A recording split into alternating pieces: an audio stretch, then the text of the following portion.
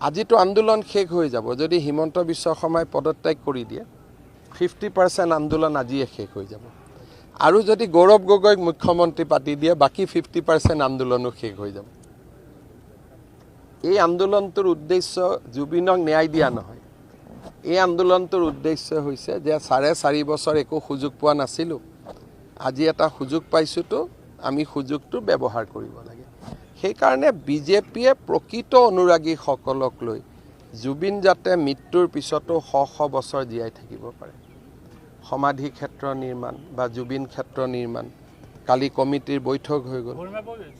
জুবিন আমিও জুবিন ক্ষেত্ৰই কৰি দিম কোনো কথা নাই আজিতো আন্দোলন শেষ হৈ যাব যদি হিমন্ত বিশ্ব শৰ্মাই পদত্যাগ কৰি দিয়ে 50% আন্দোলন আজিয়ে শেষ হৈ যাব আৰু যদি গৌৰৱ গগৈক মুখ্যমন্ত্ৰী পাতি দিয়ে বাকি 50% আন্দোলনো শেষ হৈ যাব এই আন্দোলনটোৰ উদ্দেশ্য জুবিনক ন্যায় দিয়া নহয়